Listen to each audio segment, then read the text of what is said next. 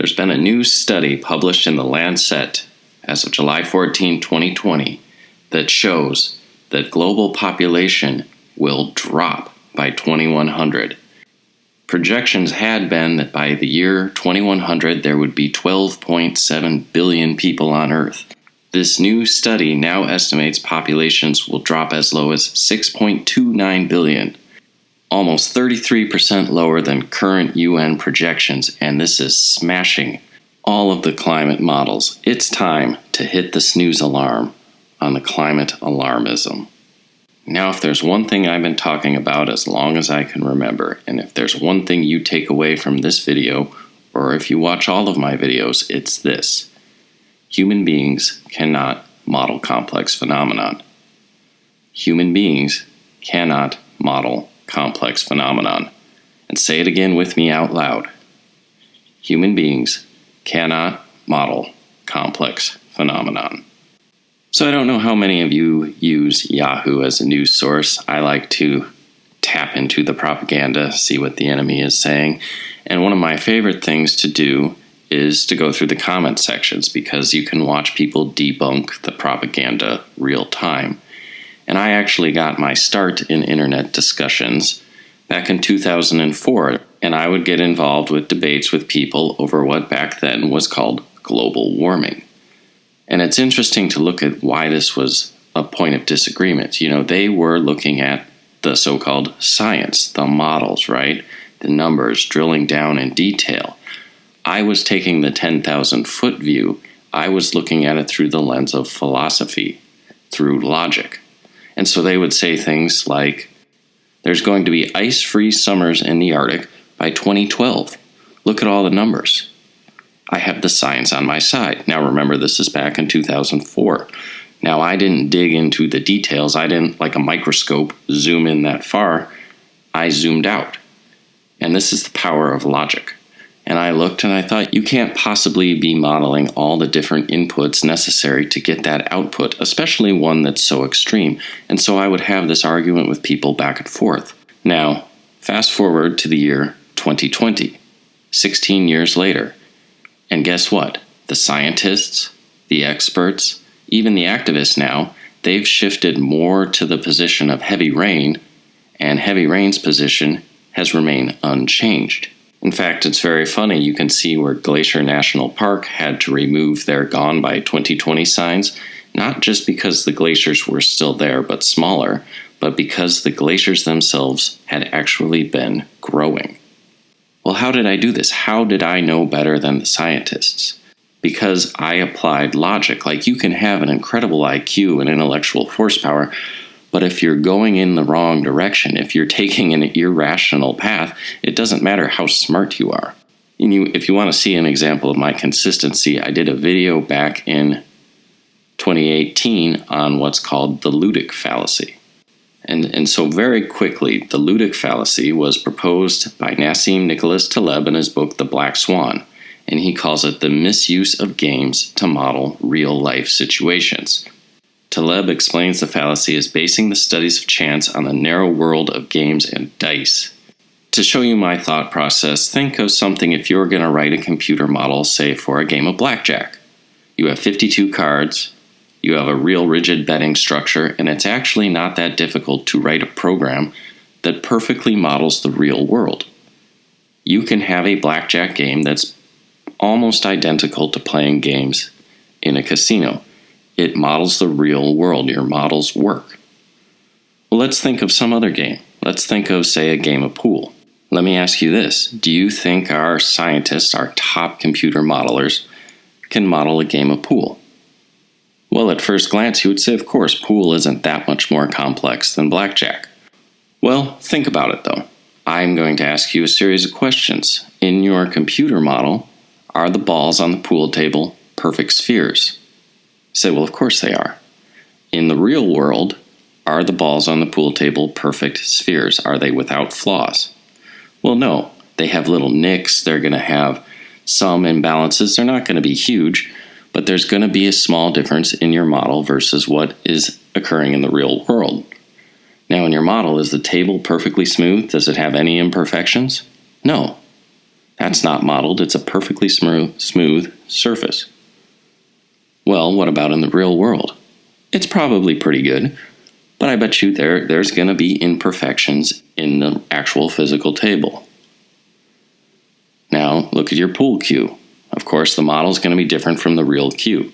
I mean, you could go down to the chalk on the tip and the environment in the room. The environment in the room is going to have, AC or something pumping in, and in your computer model, there is going to be no environment. That's not even going to be taken into account. And the point is, these little differences add up over time till you start getting deviations in your model to what's occurring in the real world. Now, either you can get a small, slow aggregation of errors until eventually the model deviates from your actual game, or you may have what's called a black swan event. Say your model is mimicking the real world game, and so far so good, it's perfect, and then an event occurs that nobody foresaw. Say you hit a dead rail. The dead rail only exists in the physical table. Well, in the model, say the player sinks the 9-ball and the game goes on from there. In the real world, that 9-ball does not drop because you hit a dead rail. Now all of a sudden, your model has diverged completely from what's occurring in the real world. And that's just one event. And at that point, your model's useless. It no longer predicts the outcome of the game. And so let's dig a little deeper into the actual individuals that build models. I mean, if you were a math genius and you were a computer expert and you could make really great models, what would you do? Well, most people would go into Wall Street because that's where the money is. If you can accurately model future earnings, you can make a fortune. But I want you to look at this. A stunned Wall Street responds to Apple and Google's stellar earnings. Apple, Amazon, Facebook, and Google saw their market caps explode by $250 billion after they reported blockbuster earnings last night, sending the price of the first three stocks higher by at least 5% in pre-market trading and pushing the collective market cap of the four stocks to nearly $5 trillion. So think about it. If you could accurately model these earnings, you could have placed your bets, you could have bought some out-of-the-money call options, and literally made a fortune because you are good at making models. And think about how many people are watching these earnings. I mean, here you have four companies. They have established product lines. They have established financial track records. The whole world is watching them. The smartest people in the world are watching them. And yet they were all wrong. And we're talking quarterly earnings. A quarter, it's just 12 weeks long. Climate models are going out 80 years. You have the smartest people in the world watching something much more simple, much more simplistic than global climate. There's far fewer inputs, and there's far more known and accounted for factors in financial models, and yet they still blew it over a 12-week period. And like our game of pool, once you start getting some significant deviations between the model and reality, it's not long before the model is completely useless. So how does this apply to climate change and global warming? Think about what the journalists are always telling us. Once we can accurately model the past, we can then tell what's going to happen in the future. Well, then why does every financial analyst say past performance does not equal future results? You want to see a perfect model of Apple's past performance? Bam. There it is. A perfect model. Does that mean I know what the stock is going to do on Monday? Not a chance. Think about it using something else. A history book. Say I write a history book. It accurately nails all the important people, places, and events. And then I got a bunch of blank pages. Does that mean I know what's going to happen in the year 2021? No way. I don't know one single day. I mean, this is akin to proposing magic. Actual, like looking in a crystal ball or reading the tea leaves or something. When the journalists tell us the scientists can do magic, you know that they're wrong. In fact, let's look at one of their most prominent models. One of the most popular climate models is called MAGIC, M-A-G-I-C-C. And this is because it's a much simpler model than the other 100 computer models used by the 24 primary research centers across the world. And MAGIC just basically strips it down to CO2, climate. It's a very simple relationship. Well, what happens is you're excluding all sorts of other inputs that affect climate in the real world. And so you can see this study here. Scientists find that man-made climate change doesn't exist in practice when they account and model for clouds. And this was a study done by scientists, not conservatives, but scientists in Finland, and found, quote, practically no anthropogenic man-made climate change after a series of studies. And then this study has been collaborated by a team at Kobe University in Japan. And you can read the summary of this study in the journal Science Daily. And so this can show you the impacts that happen when you leave out critical details in your model that actually exist in the real world. And this is something that you are bound to do because you can't possibly account for all those inputs. And that is why I say human beings cannot model complex phenomena. And so we see all of these assumptions that are being projected into the future, and then one of these assumptions is challenged. This new study that predicts population as low as 6 billion by 2100 instead of 12 billion.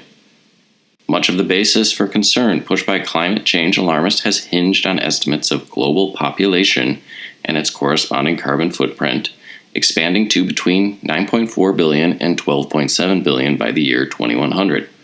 These estimates were based on the 2019 United Nations World Population Prospectus report.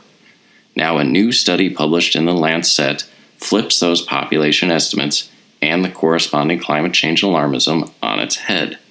According to the study, highlighted in the Wall Street Journal op-ed called Snooze The Climate Alarms, the global population is now being estimated to be as low as 6.29 billion.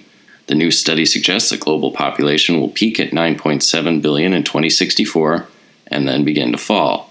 And that's if certain educational and contraceptive goals are met, and in fact, even if those goals are not met, the study still suggests that population will drop to 8.8 billion, far, far less than what the climate models are assuming. And this is all because of economic growth. Capitalism saves the day again. It's going to keep population down. And then, of course, you're going to get improvements in technology. I mean, just if the world would switch from biomass plants to burning coal, that would actually reduce the world's carbon footprint.